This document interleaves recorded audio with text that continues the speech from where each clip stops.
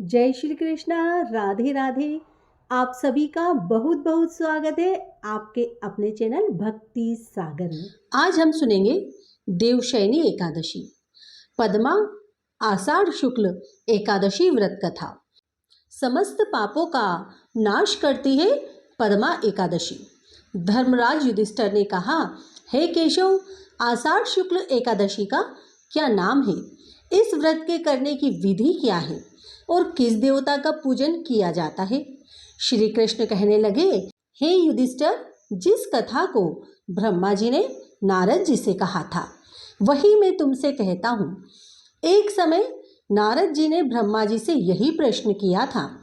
तब ब्रह्मा जी ने उत्तर दिया कि हे नारद, तुमने कलयुगी जीवों के उद्धार के लिए बहुत उत्तम प्रश्न किया है, क्योंकि देवशयनी एकादशी का व्रत सब व्रतों में उत्तम है। इस व्रत से समस्त पाप नष्ट हो जाते हैं और जो मनुष्य इस व्रत को नहीं करते वे नरकगामी होते हैं। इस व्रत के करने से भगवान विष्णु प्रसन्न होते हैं। इस एकादशी का नाम पद्मा है। अब मैं तुमसे एक पौराणिक कथा कहता हूँ, तुम मन लगाकर सुनो। सूर्यवंश में मांधाता नाम का एक चक्रवर्ती राजा हुआ, जो सत्यवादी महान प्रतापी था। वह अपनी प्रजा का पुत्र की भांति पालन किया करता था। उसकी सारी प्रजा धन धान्य से भरपूर और सुखी थी। उसके राज्य में कभी अकाल नहीं पड़ता था। एक समय उस राजा के राज्य में 3 वर्ष तक वर्षा नहीं हुई और अकाल पड़ गया। प्रजा अन्न की कमी के कारण अत्यंत दुखी हो गई। अन्न के न होने से राज्य में यज्ञादि भी बंद हो गए। एक दिन प्रजा राजा के पास जाकर कहने लगी, हे राजा, सारी प्रजा त्राही त्राही पुकार रही है, क्योंकि समस्त विश्व की सृष्टि का कारण वर्षा है।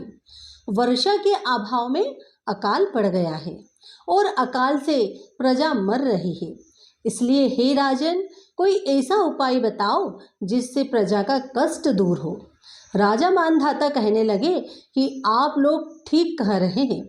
वर्षा से ही अन्न उत्पन्न होता है और आप लोग वर्षा न होने से अत्यंत दुखी हो गए हैं। मैं आप लोगों के दुखों को समझता हूँ। ऐसा कहकर राजा कुछ सेना को साथ में लेकर वन की तरफ चल दिए। वहाँ अनेक ऋषियों के आश्रम में भ्रमण करता हुआ अंत में ब्रह्मा जी के पुत्र अंगिरा ऋषि के आश्रम में पहुंचा। वहाँ राजा ने घोड़े से उतरकर अंगिरा ऋषि को प्रणाम किया। मुनि ने राजा को आशीर्वाद देकर कुशल क्षेम के पश्चात उनके आश्रम में आने का कारण पूछा। राजा ने हाथ जोड़कर विनीत भाव से कहा कि हे भगवान, सब प्रकार से धर्म पालन करने पर भी मेरे राज्य में अकाल पड़ गया है। इससे प्रजा अत्यंत दुखी है।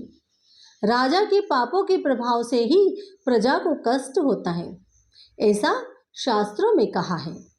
जब मैं धर्मानुसार राज्य करता हूँ तो मेरे राज्य में अकाल कैसे पड़ गया, इसके कारण का पता मुझको अभी तक नहीं चल सका।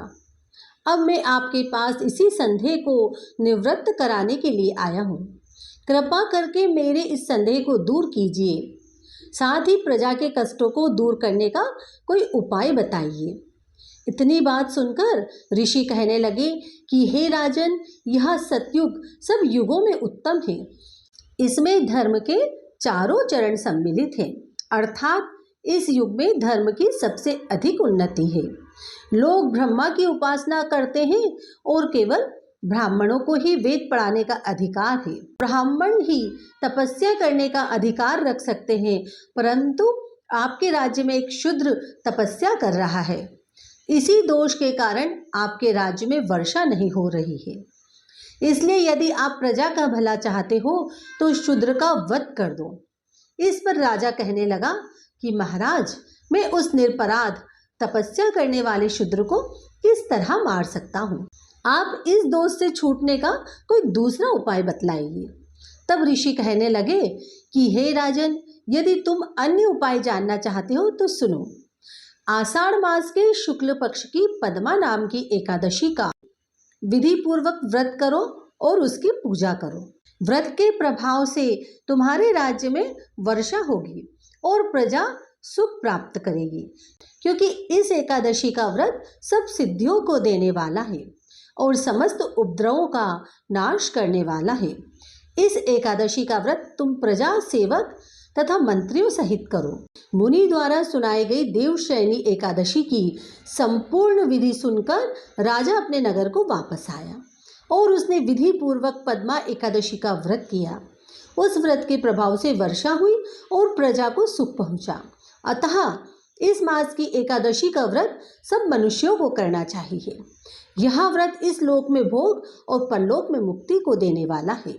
इस कथा को पढ़ने और सुनने से मनुष्य के समस्त पाप का नाश हो जाता है। देवशयनी एकादशी की कथा पूर्ण हुई। धन्यवाद।